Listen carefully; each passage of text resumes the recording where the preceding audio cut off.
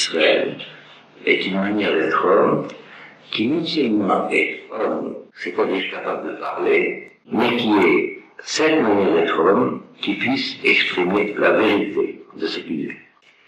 La parole d'Israël, ainsi définie, a traversé toute l'histoire humaine.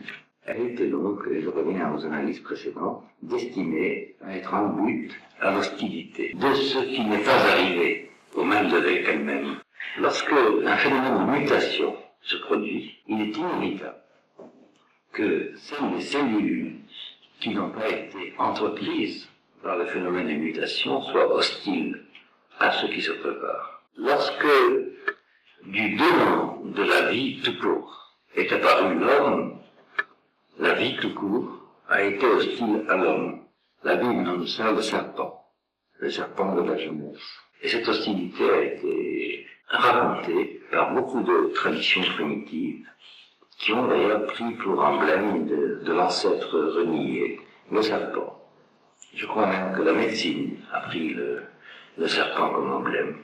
Et le Midrash ajoute que le serpent était prophète, puisque Dieu lui parlait, ce qui est assez étrange, même dans la cohérence du récit biblique. Et voilà que le serpent est disqualifié parce que l'homme est apparu. L'homme en général. C'est-à-dire l'homme capable non seulement de la parole, mais déjà des critères de vérité de la parole. L'homme capable de la vertu morale, de la pudeur, de savoir quand il est nu, qu'il est nu.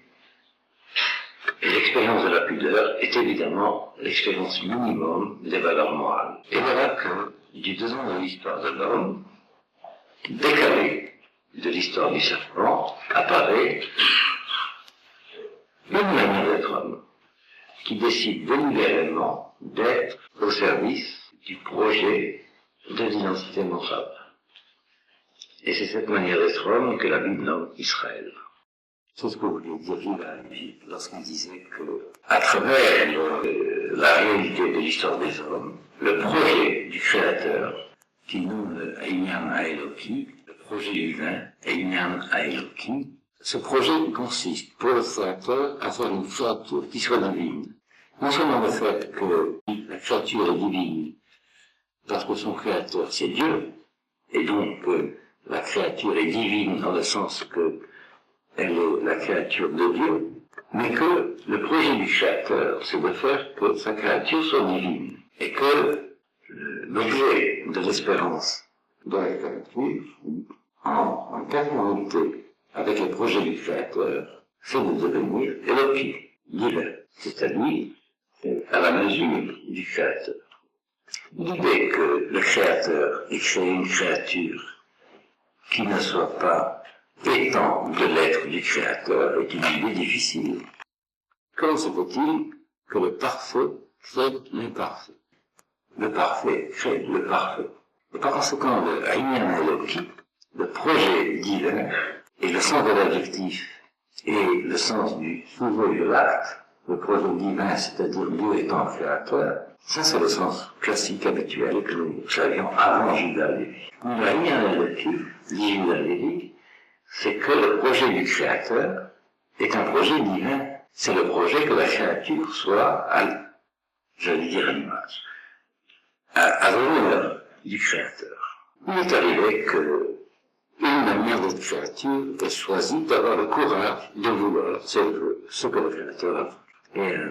Et a eu le courage d'accepter de comprendre que le critère de la divinité, de l'éternité, de l'être, c'était la morale.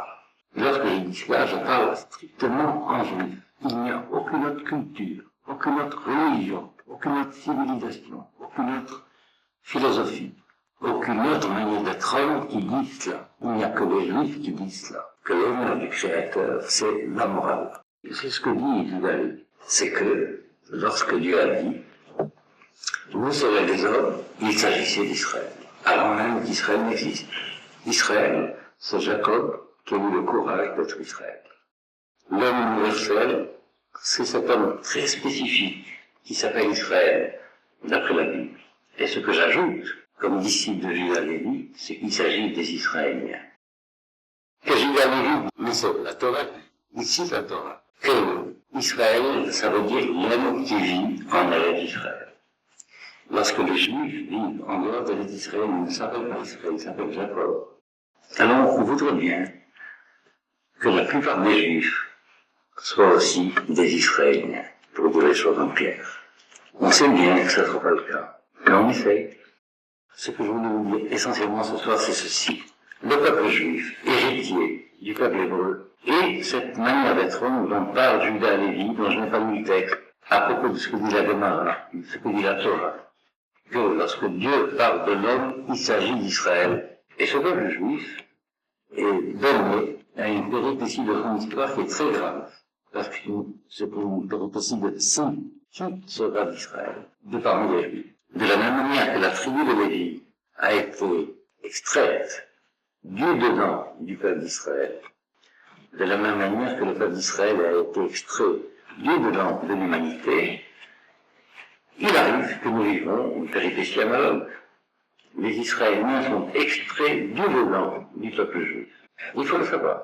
En suivant le critère qu'a donné la tradition d'Israël, une société humaine qui accepte d'être jugée selon la morale, et pas selon la religion, la piété, ou le folklore, ou la linguistique. Et on ne peut pas assister à ce qui se passe, et parler des choses dont nous parlons, et rester impassible, ou abstrait, ou académique. C'est pas possible.